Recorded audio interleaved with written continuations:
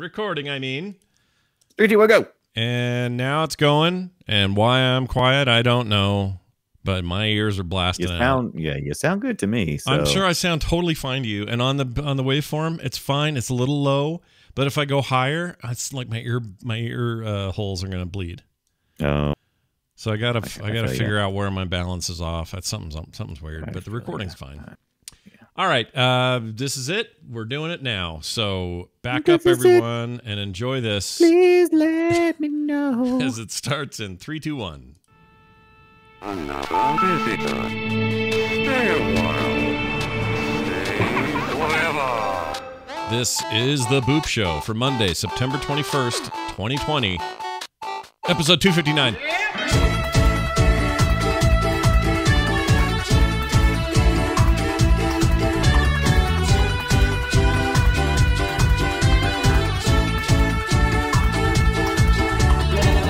Hello, everyone. Welcome to The Boop Show. As I mentioned earlier, I'm Scott Johnson, and that guy right there is Brian Dunaway. He's got some kind of handheld.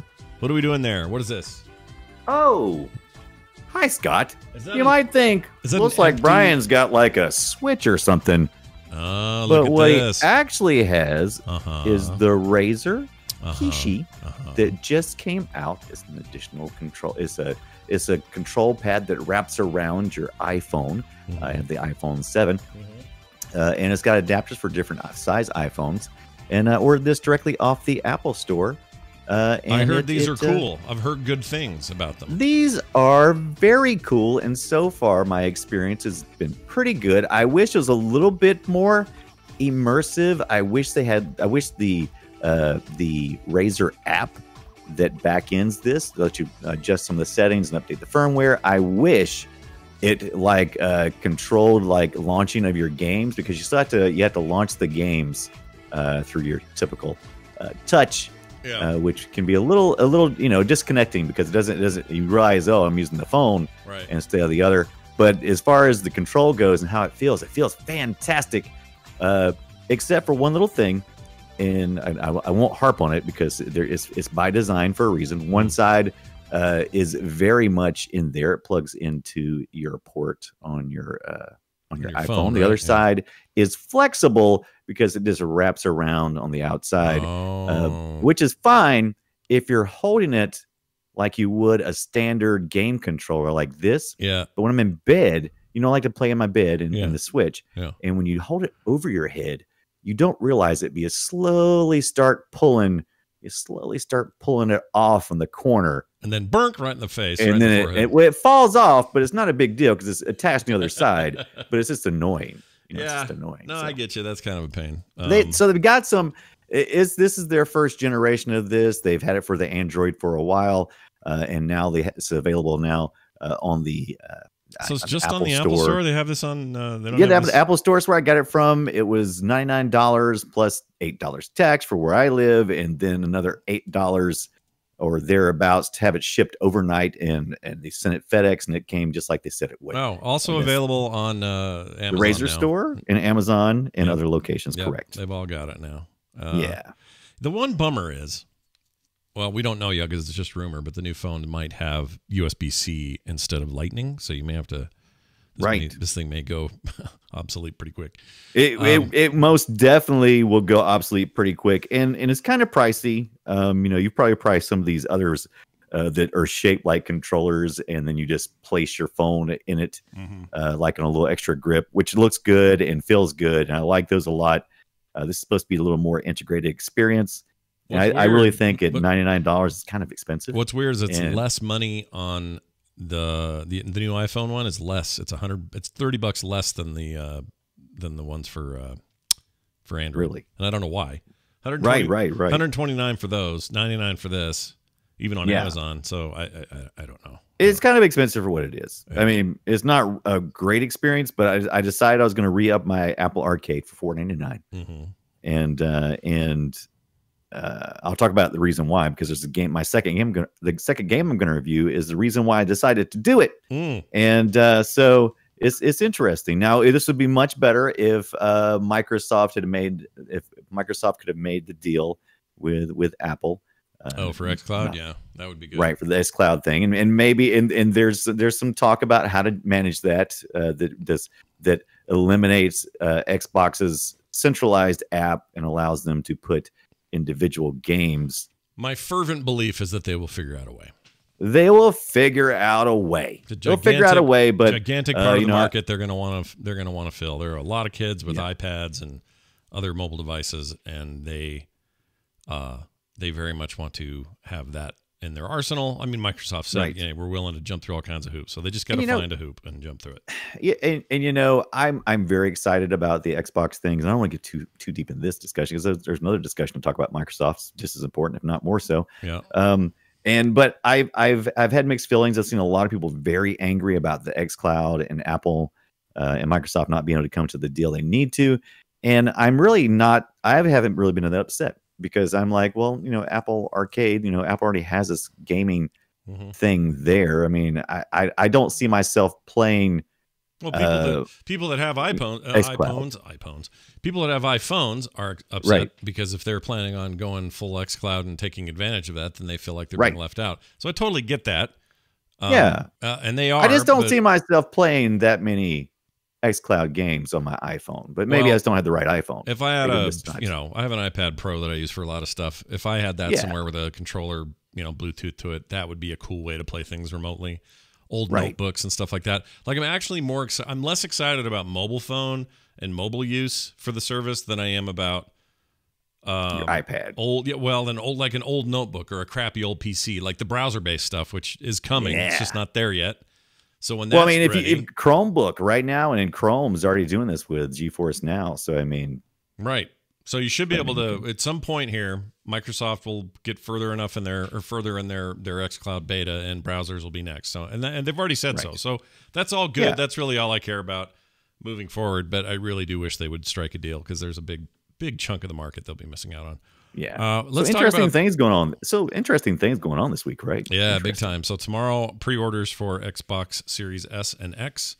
I will be at my local GameStop, mask on. Oh, really? You're going to go in person, are you? Cool. Yeah, and as long as it's not more than 3 people, I'll be going in. I'm assuming there's going to be some type of credit check thing. I'm sure it's going to be a totally new experience for how to qualify for the pre-order on this thing. So you're going to do the pay down thing. You're going to do the 2 year. Yeah. I just want to know what the experience is like. I'm not going because I'm like, I'm part of the cutting edge. I'm just curious what this new thing is going to be. Yeah, you're doing it for science. It's for science. And how it's going to go, right? Yeah, I get it. I totally get it. Yeah. I think that's great. I'm excited to hear how your experience goes. Here's my plan. 2 weeks ago, if you'd asked me, I was still on board, like full PS4 or PS5 on board. That's where I was headed. Right. That's all changed in the interim, and it's mostly because not only were the prices really aggressive, and Sony's been they've had to sort of match those prices or at least come close to them. But Microsoft has really sold me on services, and they threw in EA Play last week as part of Game Pass Ultimate. It's just included, or PC, or just standard Game Pass. But basically, you get the EA Here Come Play Our Games fee for free, no added cost. And also since then, I just did all the math. And I started doing the math going, well, all right, do I get Spider-Man Miles Morales on day one if I go this direction? No. Yes. If I go PS5, then yes. But I also have to pay $70 for that game. Those games are all going to be $70 now. Do I care so much about having some hot new launch title that I must have on day one, or am I okay with the fact that Game Pass covers a gigantic library of games that are cross-save through my PC, and it's all for one price, and I'm done? Like they have really, really aggressively convinced me that they may have the better value this time. They're also investing heavily in first-party development. Some of that is acquiring new studios and old studios and making them their own. And today, it was announced Microsoft bought ZeniMax/Bethesda Softworks for $7.5 billion. Bethesda, you guys. And those people make some games that we are familiar with. They make a lot of games people are familiar with. So there's all sorts of stuff in my head about this. I haven't really been able to, get it all straight in my own brain. But basically, this is what it comes down to. Some people are worried that this means they lock down any other platforms, and it only plays on Microsoft stuff and services. And that's not necessarily true. If you look at their first major acquisition in the last few years that was a big deal was Minecraft, and they have kept Minecraft in all the places you want it, and they've supported it everywhere it is, and they haven't done anything weird to it. If anything, Minecraft has continued to thrive and do well under their stewardship. So that's one example I would use.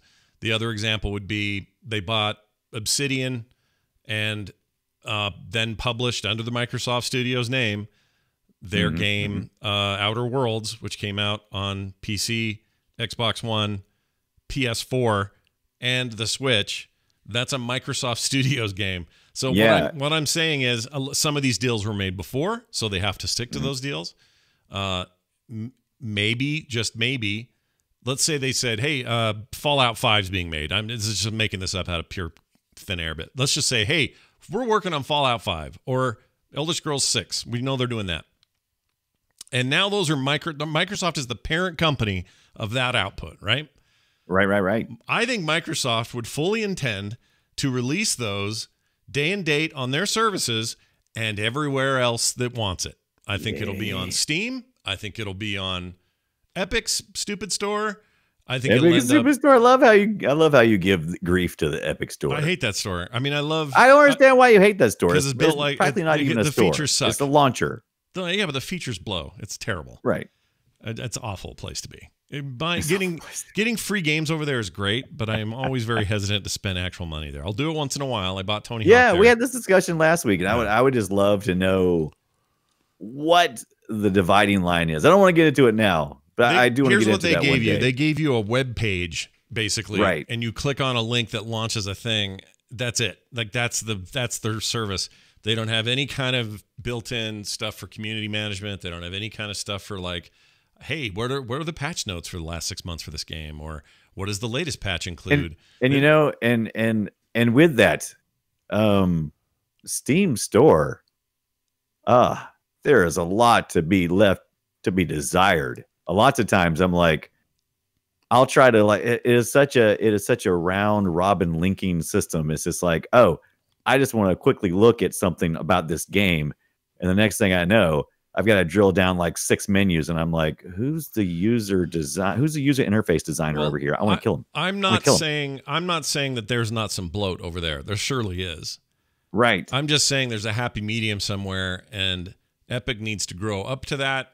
And I think every single console and gaming platform needs to look at good old games and their Galaxy launcher and figure it out, because I can't stand trying to navigate games on my Xbox or my PS4 or none of it. All of it's just not intuitive. None of it's games UI is bad. Storefront stuff is bad. They're all doing a bad job. Yeah, no question. Yeah. But even the Apple App Store, I don't know what they've done, but me trying to find anything there feels like just it's like they're shoving stuff down my throat and just not making it intuitive. Well, part of the problem is certainly Steam suffers from this. There is a glut of content. There's so much. So the App Store is full of millions of apps. The Steam Store is full of hundreds of thousands of games and apps, and navigating it all is tricky. I still think they do better than Epic. Epic is just giving me big dumb JPEGs to click, and it's lame. Which is fine by me, because all I'm doing is looking for the free games. And I do like free games. I'm not lying. I won't lie. I go there and get every free game they ever do. Sure. Right. Why not? And after that, most of the time I launch it, I usually I'm playing it on my most of the games I play on the Epic Store, I'm usually playing on my Mac, and it's usually the ones that are supported through the GeForce Now. So I don't even see. Yeah, I just do all PC stuff. So I just go to the store just so I can do my little collections. Little collect. It's just not intuitive. It's got problems. Everyone's got problems, but I think Epic's had enough time to tweak that thing out, and they just haven't done shit with it. But anyway, it's not the point. The point is ZeniMax, Bethesda, Microsoft now owns them. $7.5 billion. Yeah, Microsoft's got money to spend, dude. And here's the thing: they do. They don't. Well, they had all that money left over from the offer with the TikTok, so it's like, yeah, they could just use it there. So the way I look at it is this: Bethesda's not been in the best shape in recent years. Yeah. Overall, they kind of have lost a little bit of vision, and maybe some of that has to do with, I don't know how the bank's going for them, but now the bank will be going really well for them. And assuming Microsoft takes a hands-off approach but wants good creative output and content, this might be a very good thing for Bethesda and what kinds of games they make in the future. Now you have Obsidian, one of my favorite RPG developers, and Bethesda, who maybe is a little hit and miss lately, but in the past has been one of the most important developers for me. Yeah, they are now back under the same roof, which means they own the IP for Fallout, but Obsidian did Fallout New Vegas for Bethesda. Yes. Maybe now they're all together, we can get a Fallout Vegas, New Vegas 2, or some other game that is a Fallout game made by Obsidian would be an amazing turn of events. And this is as likely as it ever would be. Is doing. I don't know what Microsoft is doing and how everything is going in the background, but the output has looked good on the things they've touched recently. Well, and that's so what they're doing, I can't right? say there won't be like these documentaries in 2 years from now about the nightmare that was working with Microsoft. But for right now, I am very happy with just about everything they're touching. Yeah, and let me make this clear too. Like what they're doing right now, and this is why I think it's important. And again, 2 weeks ago, I was all PS5. I am not that now. And it's mostly because of this. I see what they're doing. I see what their strategy is. It's almost the only strategy they have, but it's a big one. Sony doesn't have the infrastructure Microsoft has. They don't have the deep pockets Microsoft has. They have a very successful console, and it's their biggest moneymaker, so Sony's doing fine, but they don't have the breadth of financial depth that Microsoft has. Microsoft can spend money all day and it'll make no difference to anyone if they lose it. So some might say, well, that makes them flippant and unwilling to stick behind something. Maybe. But I actually feel like Xbox, they've already proven out that they're willing to stick behind it. That's number one. Number two, they're no Google. They're doing the exact same thing that Sony did at the tail end of the PS3 development cycle. They started investing and buying developers. They bought Naughty Dog. They bought other companies and rolled them into, in some cases, changed names. They just said, oh, well, that's now Santa Monica Studio, or that's now the thing we call Sony Japan, or whatever. But these were all existing teams and houses. They bought them, and they built out first-party content, where Microsoft sucked at first-party for a long time. In between Halo and the original Gears, you have a pretty big breadth of like, man, they don't really give us anything new and unique. And about 3 years ago, Microsoft started hunkering down on this idea, and we're now starting to see some of the fruit of it, but also some of the promise of it. And acquiring a developer / publisher / monster beefy thing like Bethesda is a gigantic move. That's a gigantic move. So I'm excited. I'm excited too. It's easy to look at this stuff and say, oh, acquisitions are dangerous. It eliminates competition. Trust me, plenty of games competition out there. Oh, yeah. Microsoft needs an edge in first party. The gaming market has just exploded over the last, it's huge. I remember when the entire industry was worth less than $7.5 billion. So I mean, there's a lot more to work with now. Of course, you know what that means too? That means a lot more low-end artists are getting screwed and working long hours. Well, maybe. I don't know. I mean, I can almost guarantee you somebody's getting screwed over. Well, yeah, but that's true anyway. I don't think getting acquired by Microsoft means you're going to get screwed, though. If anything, it means you've got more money to rely on, so you don't have to screw your employees or lay off entire swaths of people after a game ships. That sort of stuff isn't as much of a problem when you are the parent company. You can't do that as easily. So Microsoft and Sony are in a pretty good position that way. This doesn't diminish, by the way, the fact that Sony's going to have some great games. They're going to have some killer first-party content. They're going to have the strengths they always have going into this generation. But they are missing some key components that, for the first time, have given me a little bit of pause. And it's not anything they're doing, like, wrong. They're things they just don't have. Like, Microsoft's got Azure and a gigantic, multi-billion-dollar infrastructure behind everything they're doing. That is undeniably an advantage for them. If they can get it to the customers right. And then the fact that I still think about it every time I load up a game on my PS4, and I buy more disc for my PS4 than I do digital games, and mostly is because I know it's going to take 2 days to download something. Even on my good download bandwidth. they have to fix that. If it's not better this next time, people should revolt, because that was so bad last generation. So bad. But the thing with Microsoft is they leaning into services like Game Pass and making it basically the holy grail of Netflix for games, because that's what it is. It's closer to that than it's ever been, and we'll just keep going in that direction. That's my pattern. That's how I play now. Yeah, I'm not interested in got to get that one $70 game for the next 3 months. I don't do that. Yeah. I played tons of little things and small things and big things and middle-sized things and first-party things and non-first-party things. Like, I'm all over the map about all the different stuff. So a lot of this is coming from my perspective, but for me, it's no longer going to be enough to say, oh, that's where I'll get Spider-Man and God of War. Those are two amazing games. Don't get me wrong. But is that value proposition isn't what it used to be compared to, hey, how's $15 a month or less if you're just going to stay away from the PC side? And how about hundreds of games, including 360 games and OG Xbox games and everything in between, the entire last generation Xbox One games, up-res this, up-res that, backwards compatibility till daylight, plus new games that we're making, new products that are coming together. Some old favorites like Halo, but also guess what? We bought Obsidian and Bethesda and these other developers, and they're going to be making new stuff too. And I don't know. I feel like they're... Yeah, I'm with you, this being like the Netflix, because I don't feel like we're getting a bunch of shovelware. That's the one thing that Microsoft has done really well. They could easily have just said, hey, look, here's a bunch of crap we already own. Give us X number of dollars a month. And there's been companies who have done this. They just take their existing properties and go, instead of selling it to you, we're just going to sell you like rental prices for it. Microsoft's not just going, we're going to give it to you for like a rental price or a subscription service. They're going like, we're going to give you quality content again and again, and we're going to just keep quality content coming like Netflix does. Yeah, they need to do that. Like Netflix is the model, HBO Max, that kind of stuff. You make the good content and you make a lot of it and you make it accessibly cheap. Yeah. That's what Game Pass is. It's crazy.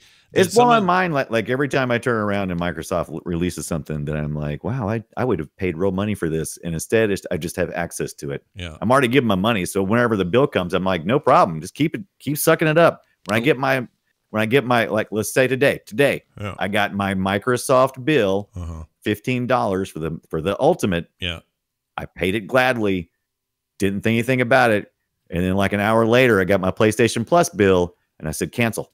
Yeah, cancel it. Because what does that give you? It didn't process through, because the only reason why I got it last month was so I could play the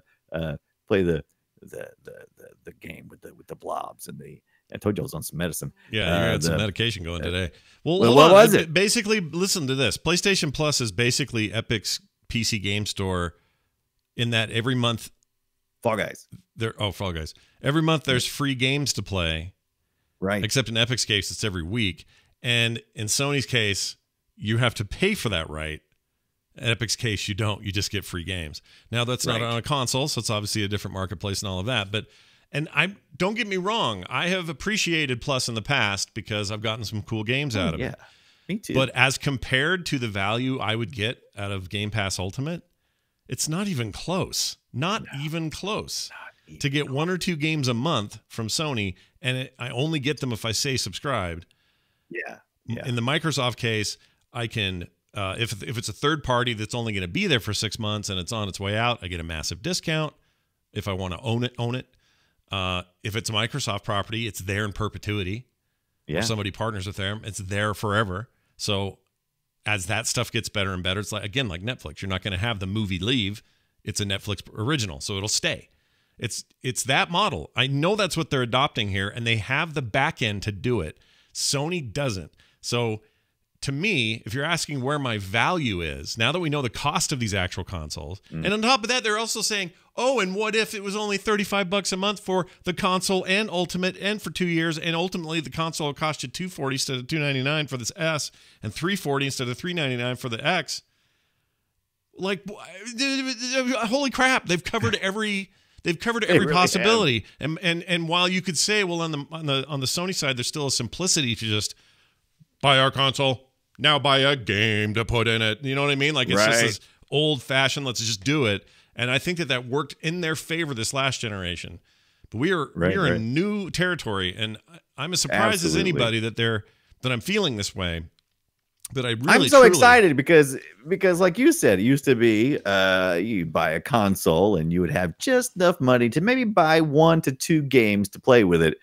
And you would know that was going to be the 2 games you were going to play for the next 2 or 3 months until more money started coming in or better games started coming out. Yeah. Not so this time. You're going to be hopping straight in. Most of these games are probably going to be coming from what's already there. And hopefully they're going to have some new things that will make it exciting, but you won't miss a beat. You'll just you'll hop right in and you'll feel like you never left or stepped back in your gaming. You'll feel like that's the thing. Like on Christmas Eve, if you're some 15-year-old and you got a PS5, you need to hope that they got you one game at least that you're going to want to play. Right. That game costs $70. It's a third the cost of the freaking console at that point, right.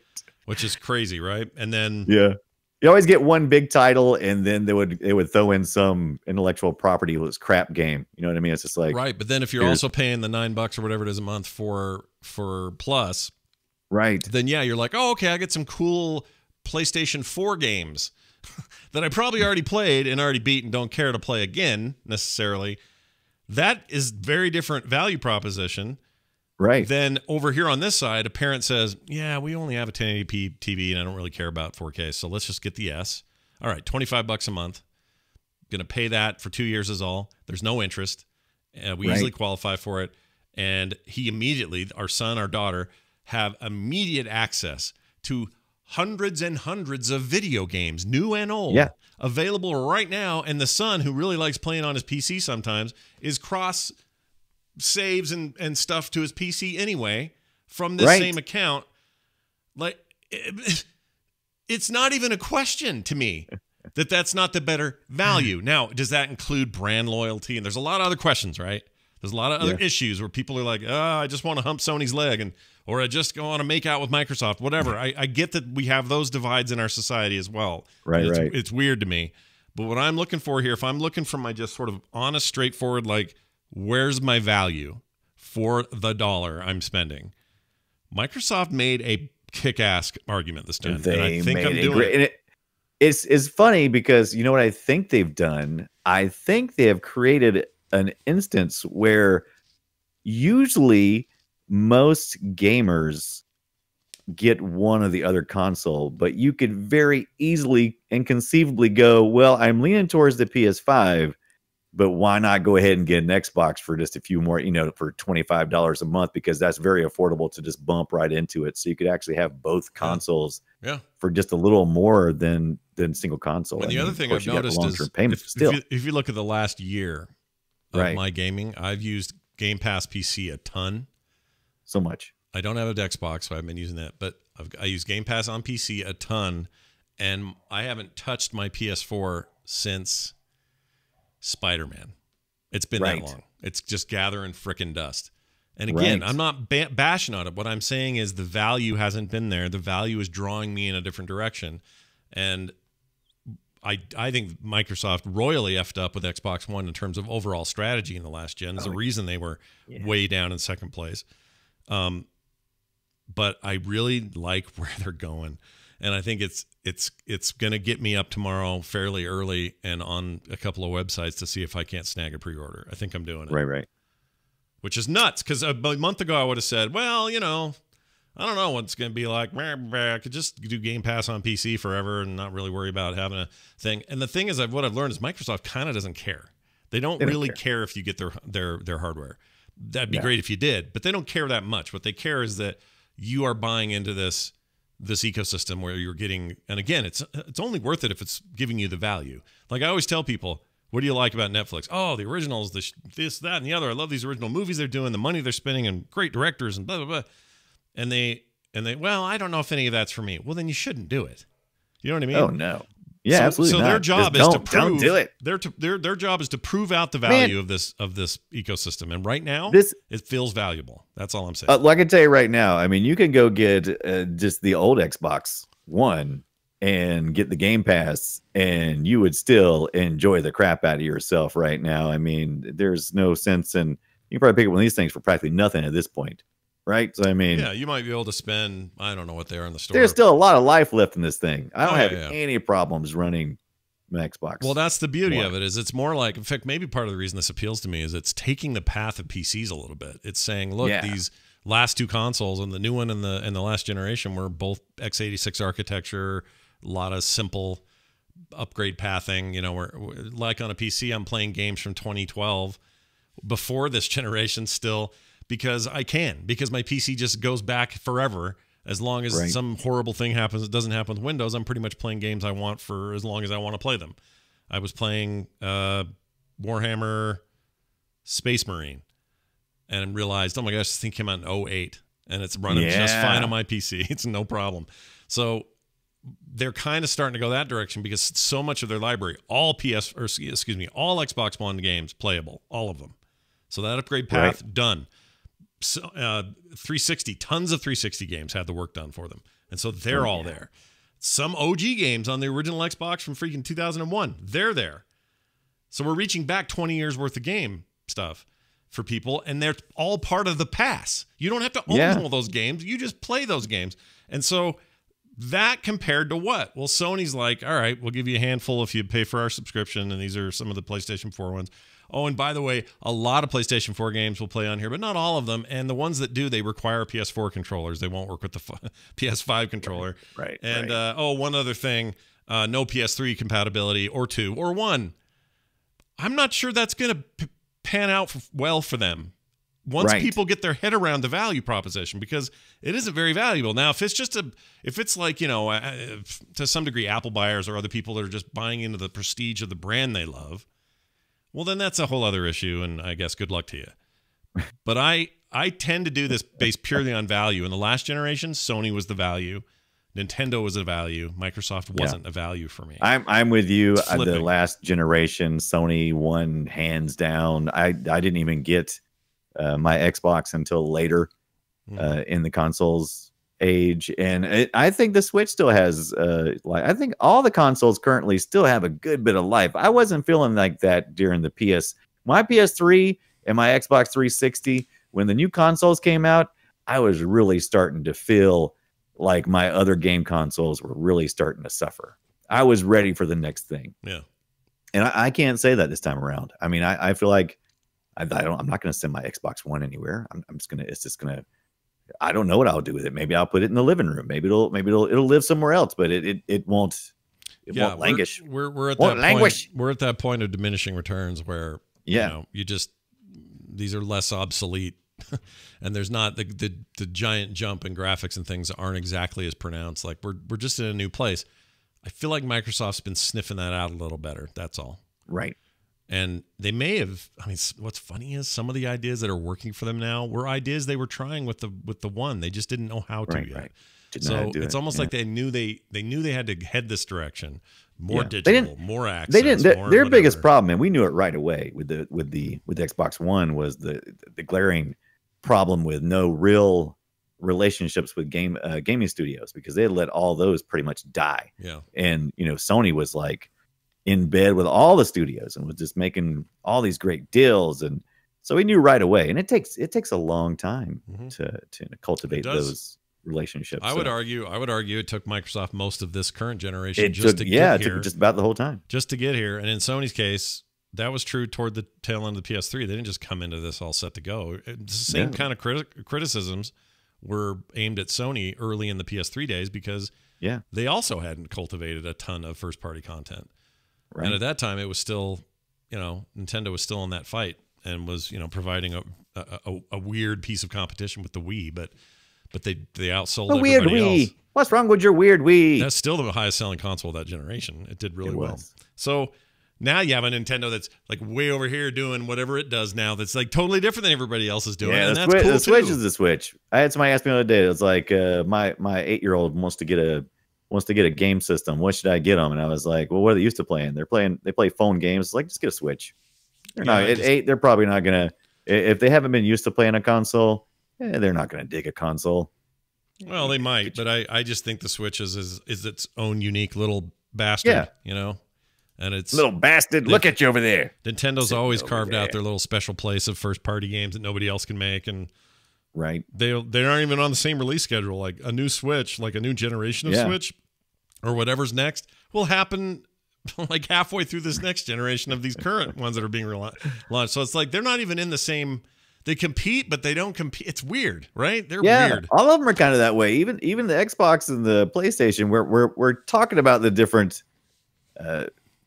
arguments about it. But I mean, really, they've almost all have created these, their niches, and they're kind of all. I don't know if they'll suffer greatly from like prior. It was like you could lose out a generation, but I think everybody's going to be a winner this generation in some form or fashion. Well, I basically have business money I have to spend on one of the consoles. I think I've locked in on Microsoft. I think that's happening. Right.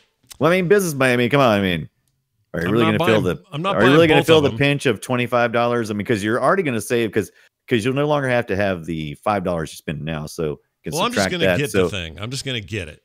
So basically 20. Oh, you're going to buy out. You're not going to. I'm just going to buy it. Yeah, I'm not going to do. I don't need to do the financing on this one. I'm just going to spend that. I got like $500 that I have set aside in 2020 to spend on a console as part of my tax plan for business spending. Which sounds weird, I know, but that's the way this stuff works when you do this for a living. So I'm going to I'm doing the plan. I also have been putting back money because before they announced the prices on the Xbox, I had been putting back a part of every month of my Patreon and Twitch support in preparation and assuming that the console would be around $500. And so I also have the money put back, but I kind of am curious. I want to have the experience of this new type of purchasing. I want to experience it and be pissed about it or be joyed about it. Yeah, I want to see how it goes. I want to see how it goes because right now it sounds like stupid simple. It's like go in. It does, and I want to see. I just want to see what this is like. It's like our old 2-year freaking satellite or cable bill contracts where it'd be 2-year contract on a cable bill. It's a little like that, except it's something you actually want and can control. Right. It feels a lot like a cell phone deal. Yeah, a little bit like that. Yeah. Yeah. And what will happen at the end of the cell phone deal? With the end of my 2-year contract, will they offer me a newer or different console? I'm curious about this whole path. Yeah, it makes me interested. A lot of questions about that. And they haven't really said, I would assume in 2 years there's no new Xbox. Right, but it's entirely possible that in 3 years there is, and you. I don't know. Like in the middle of generations, usually they come out with like a special edition or has a little more memory or has a but it's always more than 2 years. It's like, I mean, the Xbox. In fact, they never do that. What you're talking about, they never do. The only time they've ever done that is this last generation. Is the very first time they ever did that with the PS4 Pro and the Xbox X or Xbox One X. Both of those were very incremental increases. And they also came way late in those generations, well beyond 2 years. So you're going to own, here's my guess. I could be wrong. Here's my prediction. Right. You're going to go in there and you're going to say, all right, $35 a month. I'm ready. Let's go. In 2 years, you'll own the console. You'll be done paying it and you'll own it. And it'll be at least another 2 years before there's any kind of upgrade. Because they want you to do it anew. They want you to do it afresh, not just send another. They don't want you to, at the exact time the 2 years is up, say, all right, here's my old one. Give me a new one. I don't think they want to do that. It's going to be an interesting deal with the devil at the end of my contract. That's all I could say. They're going to have to, because it's going to be like, oh, it's been 2 years. And in the last couple of months, you haven't been putting out really any new content. And my console is kind of languishing over here. I'd be like, oh, we're about to end our little contract, Microsoft. You don't think they're going to come up with something? You don't think they're going to come at me going, hey, Brian? They might. Yeah. They very well might. I don't know, though. I mean, I think they're going to come at me, man. They're going to give S people an upgrade path. I'm sure of that. But if you're getting an X, I just can't see in 2 years. I don't know. I just can't see it. It's possible. I'm doing the X. I'm doing X. Yeah, I'm doing the X as well. I'm not going to get the X. Yeah, I got to do the X. For a hot minute, I thought I might, but I don't want the small. I can't do the S because it looks stupid. I'm sorry, it looks stupid. It looks cool. I don't like in the unboxing. I watched an unboxing. It actually looked cool on the unboxing. It's better than still images. I kind of like it. I like these basic ass shapes. I think it's fine. The PlayStation 5 one's fine too, but it's just a little too wacky. It's like, yeah, it's like, I don't know. You know me. Yeah, I haven't changed. I still want my entertainment centers because that's who I am. I'm an entertainment center kind of guy, and if I can't stack it with my other components, I'm gonna be mad at you. Well, so don't do that. You'd be able to stack the Good point. I guess the S will stack less because you got that weird vent. But they gotta push heat out of there somehow. So why not? I guess I don't know. Both these new consoles, both Sony and Microsoft's entries, these are all about heat distribution this time. There's no question. Like that thing's got a big old ass vented freaking fan monster at the top of that X. That PlayStation is huge. It's the size of a PC case. It's gigantic. It is so huge and so stupid looking. It reminds me of the first PS3s when those came out. I hated those stupid things. Yeah. And I feel like I'm going to hate this one too. Not because it didn't look cool, because they look cool. Do you want to hear my impression of a PS3? Thing. Here's my impression of a PS3 when you turn it on. You ready? Do it. Yeah, right? That thing Everything was so hot that generation. It was so loud. Like, you need some coolers to throw on that thing. They didn't know what to do yet because no. The heating thing was just starting to be a problem. So you had red rings of death on Microsoft's side for heat problems, and you had heat problems causing just like, it sounded like aircraft taking off when your PS3 was on. Yes. PS4 Pro is kind of bad too. PS4 is not so bad, but PS4 Pro is super loud. Right. Anyway. You know what I love? Yeah. We've been trying to talk about a little topic at the beginning of each episode, and man, we really went to town today. Are we even going to have time to talk about all of our games? You want to skip a few over? What we're going to do? I'll tell you what. Let's do our top pick for each one. Guess our game, and then we'll save this email for next week. Actually, perfect. Not true. It's so short. I'm going to read it today. So yeah, we totally got this. Check this out, guys. I played a game I really liked, and I want to talk about. Wait, you played a game you liked? Yeah, I did. I try not to talk about games I don't like, so that's shouldn't be a big shock for everybody. You ever scrap one? You ever start the week off, start playing and go, "This is stupid"? Yes, I have scrapped them before. In fact, frequently I have done that. Yeah. Not today. Today, I would like to share with you guys a game called Hot Shot Racing, and the reason I'd like to share it with you is because it's cool. Did any of you grow up going to arcades and playing Daytona USA or Virtua Racing, which were both Sega products? Did you play them, Brian? Were you into those? I played them. I love them, and I want to live them. Daytona. I used to love that song. Anyway, this is... I saw this. Yeah, you probably saw it. It's very striking. The minute you see it, you go, oh, it's one of these. So it's very much like that era of Sega racers. And so it's kind of, low polygon, but kind of cool lighting. It's very true to it, though. In fact, when you listen to the sound on this thing, it's like, choose a level, and you choose a level. Yes, please. Checkpoint breached, and it's just that voice and all that stuff. It's super over the top, crazy taxi / Daytona era game. What's the music like? Is it all? It's super Sega game music. Yeah, big time. It's a comparison I would use for the music would be like Fall Guys uses a very similar soundtrack. Right. And then you pick a character, and they're all stupid and cheesy, but great in their own dumb way. I like Marcus from he's from Jamaica. He's cool. I picked that guy because he's always going, yeah, man, I raced my car against you, man, that kind of thing. And this blonde guy they're picking on the video right now, his name is Mike. He's from the U.S. and hate him. He's so basic. Basic Mike, baby. Hate Mike. Oh, what kind of weirdo costume is that to have? That's what I'm saying, right? It's dumb. I play this on stream a little bit too, so some people saw me play this. It gives you a choice between automatic and manual transmission. You pick your one of 4 cars to start with. You unlock more cars as you go, and you can also modify those cars as you go, and you spend currency that you earn when you win races. The races themselves are very arcade. They're like, if you don't get to the checkpoint before the timer runs out, you lose. Like, it's almost like they're asking for more quarters, except there are no quarters. It's just sort of just get there. You just like flat out lose. You got to start from the beginning of the. Basically, yeah. So this is the kind of thing you would have bought back in the day. You would have bought a 32X to stick into your Genesis so that you could play a game that kind of looked like this. It's very fun. They kind of nail the feel of one of these kind of games in a way that I was super impressed with.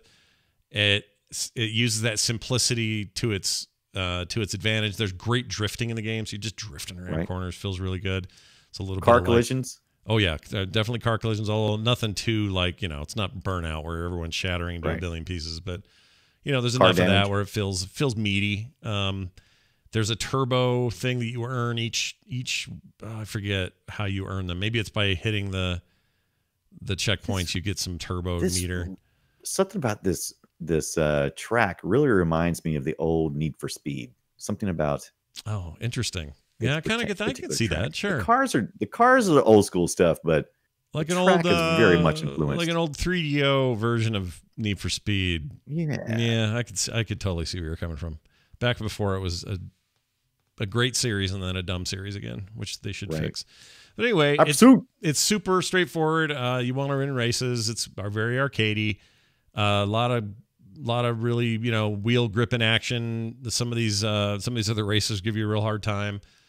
Here's what I like, though. It takes that fun arcade stuff for the actual gameplay, but it throws in a whole progression thing that you're used to in more modern games. So unlocking car parts and new car designs and paint jobs and skins and like all the things you sort of expect from a game these days of almost any genre. It's like they have unlocks, they have abilities to do new things, speed up your car, modify your car or whatever.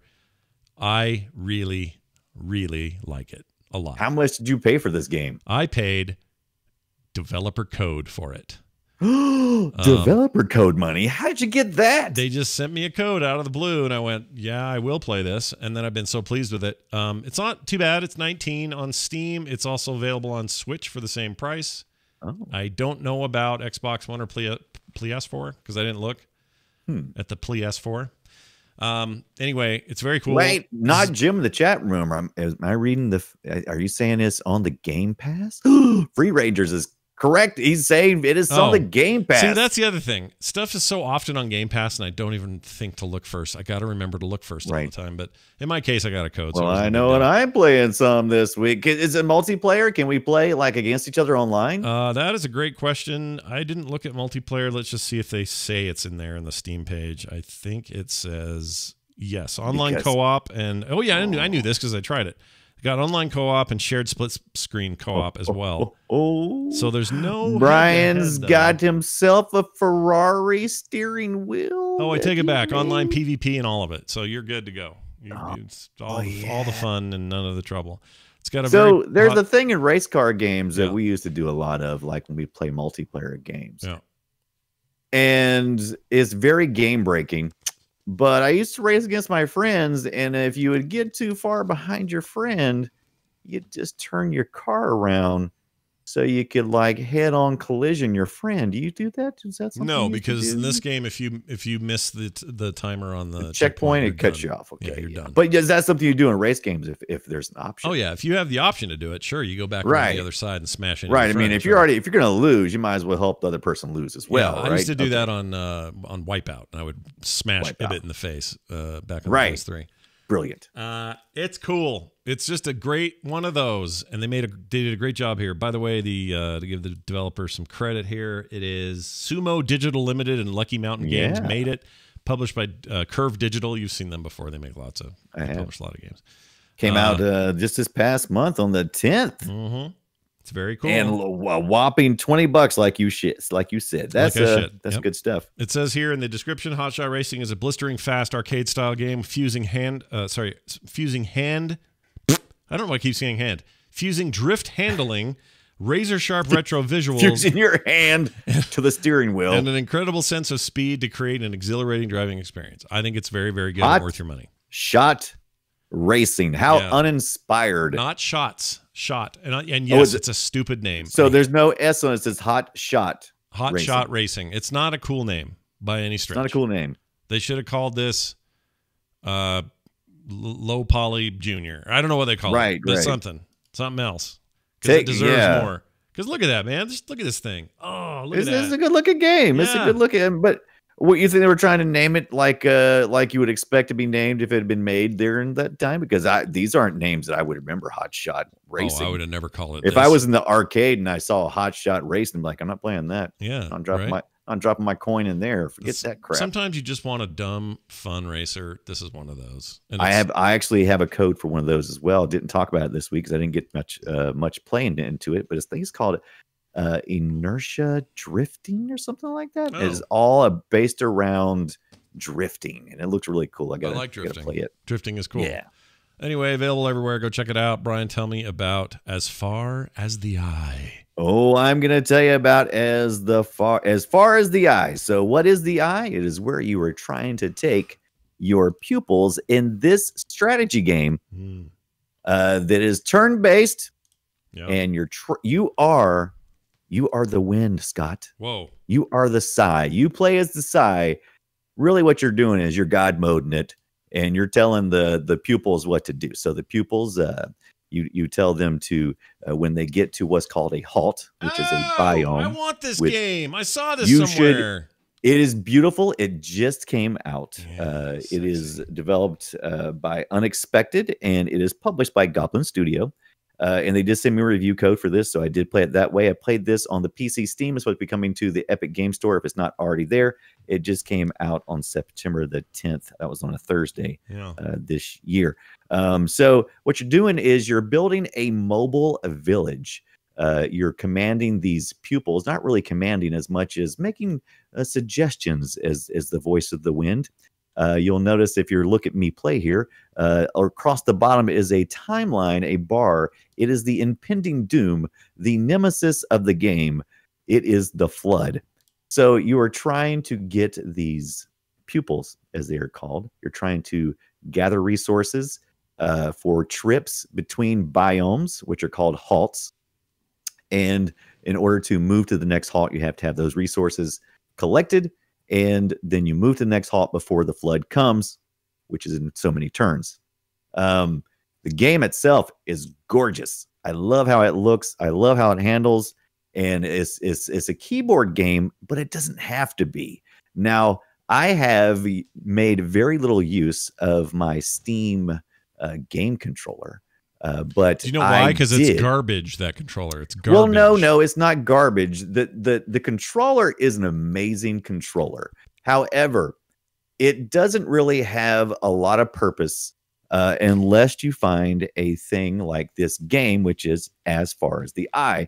Yes, And so what it has is if you just have need of a couple of keys like WASD and mouse movement, this has got that. So there's like the trackpad where typically we'd have your right pad on a controller. You have like a touch pad that also works as a trackpad. Right. And it allows you to do mouse movements. This is the perfect game. If you have a Steam game controller and you're wanting to play this on TV and you want to cast it, as far as the eye, this is like the one that I have found this has worked really well with that. And I really enjoyed just picking, because it's a little bit much to use the keyboard and mouse just to click around. And I wasn't, it's only, like I said, just a couple of keys and a mouse. No big deal. Sure. All right. So there is survival. It is a roguelike. Is it real time or turn based? I can't tell because it is turn based. Okay. But only in the fact it's turn based in the fact that you're not competing against anyone other than your own time limit. So what you want to do is you want to make assignments and you want to be clear in everything you do, and then you cycle the day forward. So you usually you start out with like 3 move points for your characters, and they can move between these tiles. Mm-hmm. These tiles have resources on them, and you can collect wool, wood, and ore, and stone, and other such things as that. And the reason why you're collecting those is because you'll want to eventually specialize your pupils. I really like what they got going on here with these pupils. The pupils are like these. They start as a base character, and they have no style. They're just a gray blob with a poncho. Then you can assign them a task, and as you assign them task, they'll start gaining experience in that task, and they will turn into or morph into a character. So like the main character that you usually see when you start is a red panda, and the character will turn into a red panda as they gather items, which makes it real easy to see what the character is doing. And none of the characters are really, because you get to learn their names and get to know a little bit about their personalities and their skills. They have default buffs when it starts, because these are all procedurally generated when you arrive at a halt. Right. That makes sense. And you travel as a tribe, and you can see on the screen right now, if you're looking, there's a big rhinopolis. I'm not even sure what they call it, but it's kind of like a rhino and a buffalo, or a hippopotamus. It's some kind of hybrid animal. He's a pack animal, and you have so much space that you can pack on the back of that animal as he carries you from halt to halt. And What's fun about that is, as you collect resources that you need for each travel, you'll sometimes have extra resources. What you do with those extra resources, well, you pack them up and you take them with you, but you don't just pack them up anyway. Each one of these resources has a shape, like a Tetris shape. So in order to put it on the back of the pack animal, you have another screen that pops up, and it's a grid, and you have to figure out how to fit all of your little elements with these little Tetris shapes onto the back of the pack animal. So I started out in this game thinking, this game is going to be a little too simple. It's going to be kind of stupid. There's no real bad guy. There's no nemesis. And that's actually one of the complaints you will hear from people, say there's really not necessarily a motivating factor to go forward other than the flood is coming. Yeah. As the flood gets closer, you have what's called vagaries, which are, it's where situations change. So you'll have locust. It's basically plagues, right? Yeah, sure. And so the reason why plagues are bad is because they'll usually attack your structures, which you've built. Like, let's say you build a place to get the wool. You'll have to build an area to get that wool from the animals so you can store it in there. So you have to build that, but then if the building can be destroyed by these vagaries, and that can definitely slow things down when you're trying to get to the next level. Yeah, man, those damned vagaries. Right, the dang vagaries are always coming at me. Being all vague. And so, yeah. So your creatures can die as well, because if they get sick, these vagaries will come in and they'll, like, let's say there's mosquitoes that hit the swamp tiles. By the way, the different tiles, swamp tiles, maybe sometimes take more move points to go across, so it can kind of slow your progress down. But also, if it gets infected with like mosquitoes, your character can get infected, and if you don't have any potion to heal them, they can die, and their poncho will just be there, and you'll no longer have access to that character at that halt. Luckily, usually when you go to the next halt, you'll usually pick up another character, or another tribe will be coming through, and you can communicate with them, and they'll usually give you 3 options. You can communicate, trade, or get someone to come aboard. Yeah. So I'm not doing this game nearly enough justice, because this game gets pretty complicated all the way down to cooking. Some of your pupils will take on the skill tree of cooking, or skill will is what it really is. It's like a will. Yeah. And you keep upgrading that character in that specific area. So if you decide to make a character take the path of that cook, they won't do architecture. Yeah. You'll have to assign another character to do that. And of course, there's perks to doing that. Yeah. So I've really had a good time. The music is incredible. The artwork is a pleasure to look at. I love watching the little animatics, the little animations of the characters doing their little resource gathering. Dang it, dude. I want this game. I'm trying to see. I like the whole idea. It's very zen. Yeah. Well, like I said, I would love to see, in as far as the eye, and this is my personal preference, I would love to see like a nemesis, like somebody who is truly trying to stop me, because they deal a little bit with mysterious ancient artifacts. Yeah. So you can train a druid, yeah, or you can put, how about let me put it this way, not really training. What you're doing is you're putting a pupil on the path to become a druid. And how that happens is by the task you assign them. And then they will morph into that druid character, and you'll know they're a druid character because they'll look like a druid character. Oh, they reject me. That's why. That's why I didn't get it. Oh, they rejected you? That's terrible. Rejected. When did you ask? Because it might have been a while ago. A while ago. Well, when I just saw it on Keymailer, I went, yeah, I'll try this. Right. one. You may want to pull it back out and re-ask again, because I didn't have any trouble. But it only just launched, Scott. I mean, it just launched like last week. How do you do that? Just, how do you so you can just they declined it. Ooh, I don't know. I know you can withdraw a request, but I don't know if they declined it. You may just be able to ask again. I don't think they do. I don't think you get it. I think they just say, well, right. You're declined. You don't have the little thing, the option for it anymore. No. Well, if you can't do that, it's been on sale. I think it's been on sale recently, and right now it's sitting at around $25. But I've seen it for $19.99. Is it I want to say that was on Fanatical. It's on Game Pass by chance? It is. I did not see it on Game Pass. I think it's only in the Epic Game Store and on Steam. Okay. Currently. Okay. I expect this to go elsewhere. I didn't even talk anything about the balloons, by the way. Kit Lund is pointing that out, but she's right. So the balloons seem cool. Yeah, the balloons really signify not much more than that's how they carry the objects that they carry. Okay. And you can also, there's a lot of neat little things you can quickly and easily. The interface design, whoever did the UI did a fantastic job. You can move and choose your characters very quickly. You can change the colors on your characters so you can more easily see them. When one of them dies, you can choose to you could start back over on the halt, or you could just say it's okay. When you're playing this, when you first start, you can play through a campaign. It's 5 chapters, and each chapter requires usually going across like 3 or 4 halts before you get to the eye to complete that chapter. And you usually do it with different characters who have different skill sets. And there's a large tutorial that kind of guides you through everything. As a matter of fact, when I stopped using the tutorial, I forgot how to pack up before the wave appeared, and I've actually gotten wiped out with the wave, and it's very scary.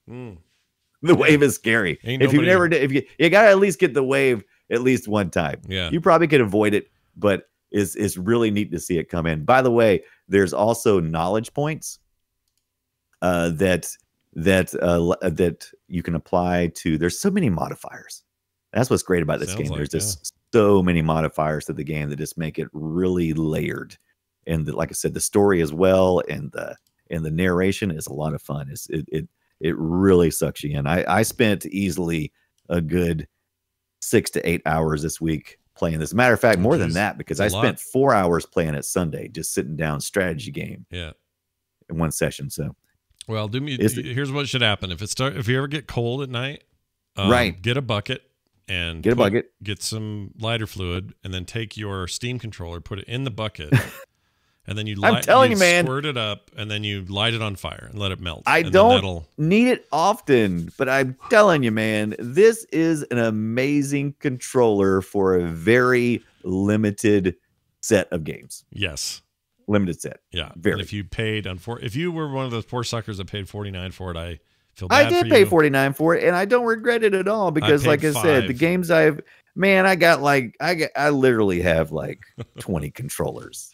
I mean, come on. So here's Brian, everybody. He says, I don't like Steam, but I love Steam controller. But I also love Steam. So no, I love Steam controller. So you got to put a controller on there.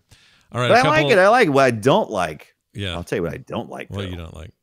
I don't like the most pointless thing ever, which is that Steam Link. And they don't sell that thing no more. Yeah, it had potential because, streaming games to your PC made sense, or to your TV and stuff made sense and all that. Mine never worked right. Mine was never good. The only true advantage, okay, so if you ever used it through the Wi-Fi, it was useless. Horrible. It was pointless. Even with my really good Wi-Fi. Yeah, same. I have great Wi-Fi. It never worked right. It drove me crazy. It never worked right. So you had to have it wired. But I'm like, most PCs come with HDMI cables. Why not just run an HDMI cable to where you need it to? Because otherwise you got to run a network cable. So unless you're living in a house that's already pre-wired with network but not HDMI, I mean, I agree. I really didn't see the point of it. Yeah, I agree. The fact that I got that and the controller for $5 was fine, because I just wanted to test them, but they not great. I had an easier time streaming Steam games to my G4 or my NVIDIA Shield. TV yeah, the Shield worked well. It worked great. Wi-Fi and everything, no problem. I don't understand why the freaking branded Steam one sucks so bad.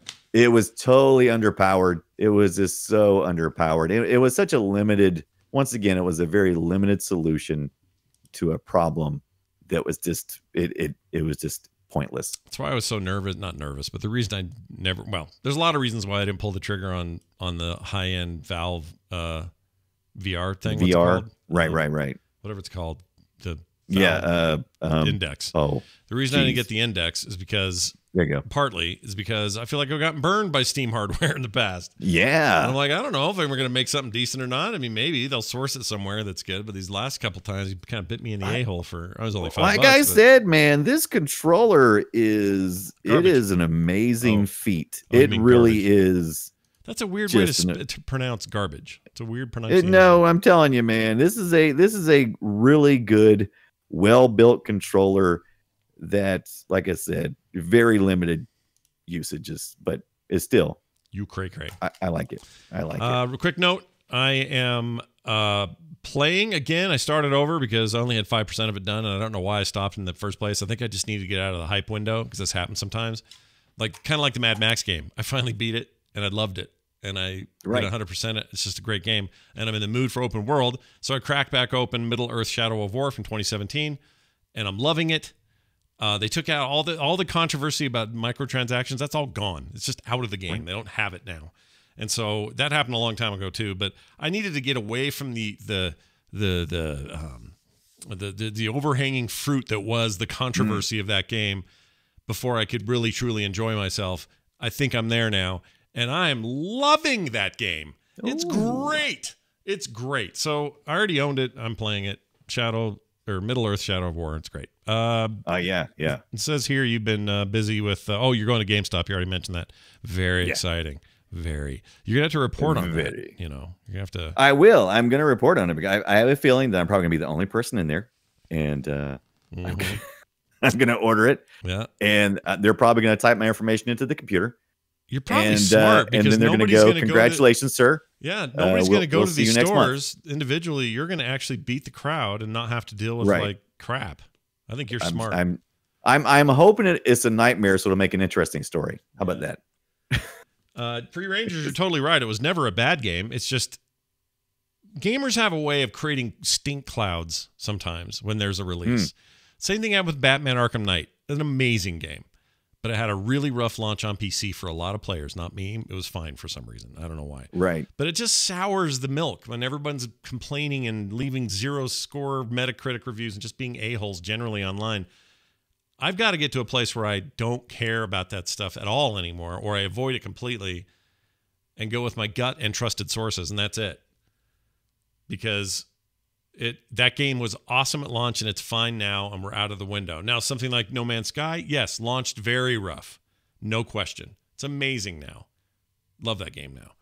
So there's obviously it's all, they're going to have different mileage depending on what you're talking about here, but I'm sick of the world telling me what I should like. F off, world. Yeah. Tell them. I like my Steam controller. Except for Steam controllers. Except for that. I know there's so much hate about this Steam controller, and I'm like, I don't know. I don't get it. I think it's fine. Yeah. So it's fine. It is fine. What you're saying is true. In a world of we have an embarrassment of riches when it comes to video game cool things. If this was my only controller, I'd be pissed. Of course you would, because it would suck. It would absolutely suck. But as a secondary thing you can experiment things with and do weird stuff you can't do with another controller. Okay, sure. I'll give you that. What else? That's it. Let's do an email. Oh, no, let's do Guess My Game. Let's do that. Great game. Oh, jeez, everything's going off. It's a me, Mario. All right, we're going to do Guess My Game. We play a clip from a game of yore, and one of us tries to guess each other's game. I'm going to start. And Brian, we're going to see how you do here. This is probably going to be really hard, but I will say think pre-NES. It's probably going to be obvious that it's pre, but you may not know what it is. So anyway, here it is. Check it out. Played this a lot at my friend's house.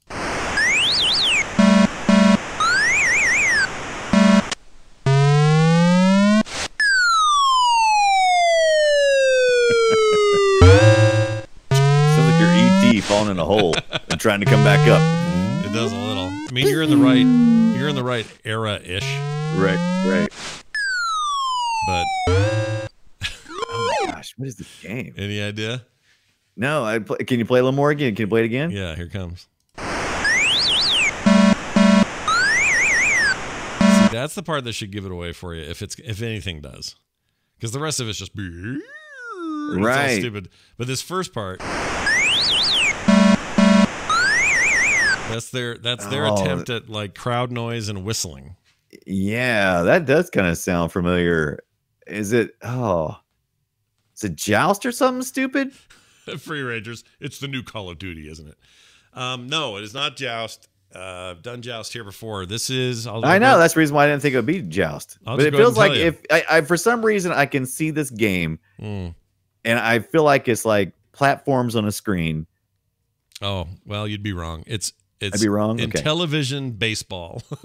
Oh, okay. Wow, I didn't see that in my mind at all. I loved that game because A, That's- it was all we had, and B, it was as close to baseball I'd ever played in a video game, and I love baseball video games. Those sounds do not take me out to the ballpark at all. I mean, this, they don't have any music, first of all. Second of all, this bit, that's supposed to be crowd and like honking on horns and stuff, getting excited. This bit right here, listen to this bit.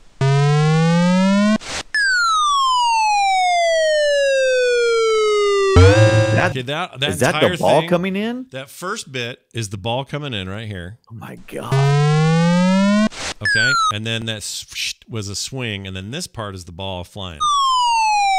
And this next part is where it lands in the ground, where the outfielders are. They are taking some serious creative license. Yeah. Oh yeah, for sure. And this is supposed to be the sound of someone catching it. I mean, what kind of sound is that? Wow. Yeah, I would never guess that. That was That's you really, could have told me that was the game, and I still would have said, "Nah, you mixed your sound files up." Yeah. It's archaic as hell. Like their soccer and their football game, they both sounded the same. It was now the football games, it seems like I remember them having those kind of sounds, but the baseball game, I don't remember them being like totally. I mean, this thing at the beginning, wherever it is, I think they just reused it. They Pretty sure. did. Pretty sure they did. All right. Intellivision Baseball, available now on your Intellivision device. Here is Brian's. Let's see if I can figure it out.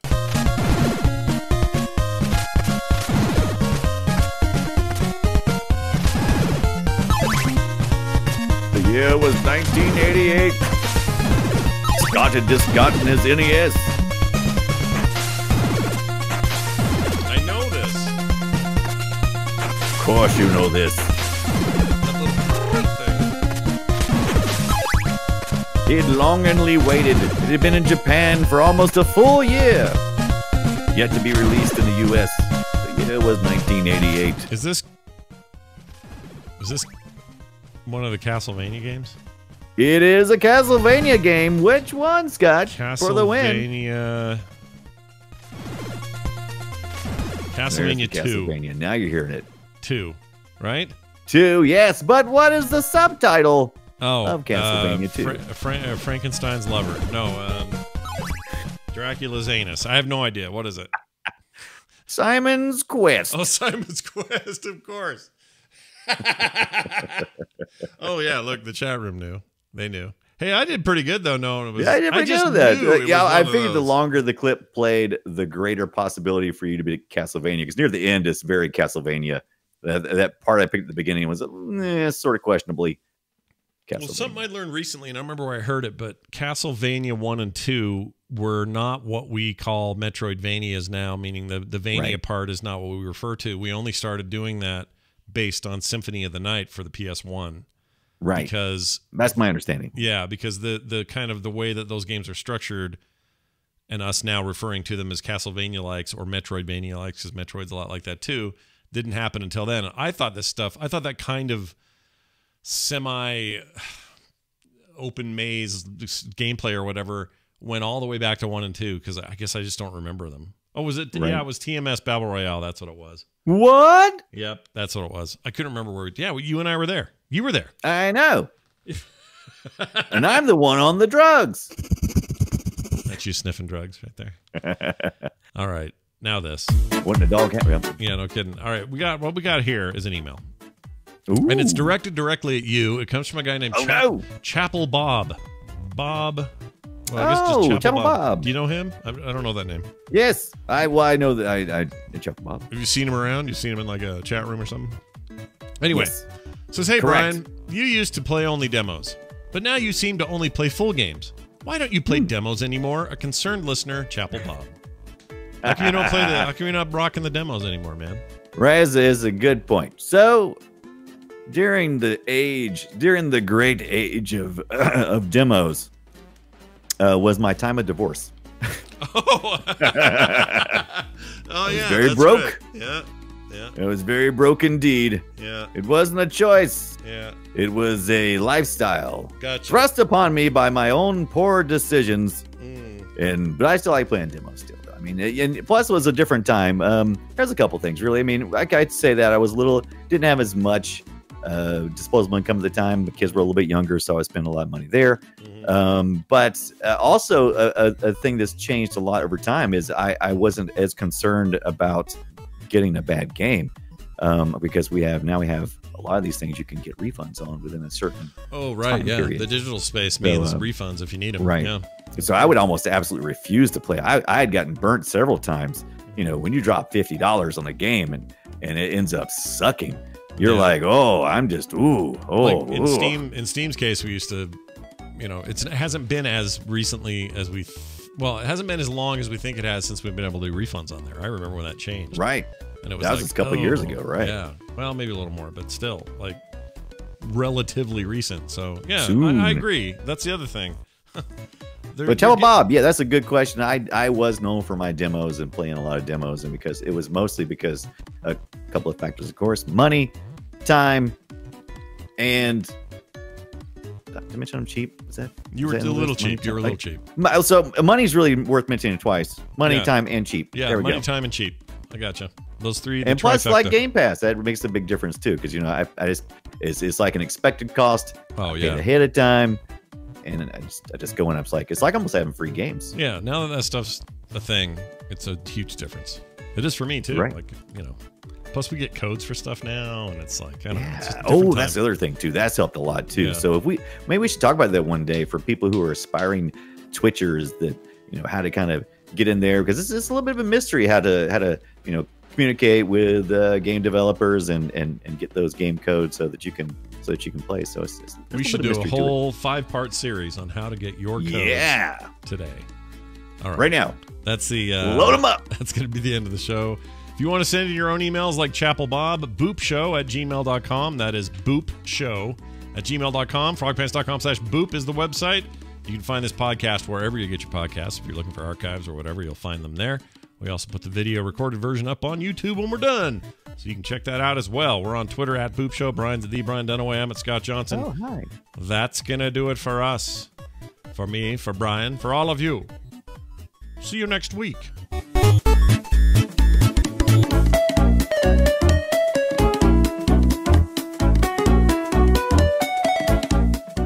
This show is part of the Frog Pants Network. Frog Pants Network. Get more shows like this at frogpants.com. I don't like Steam. I love Steam.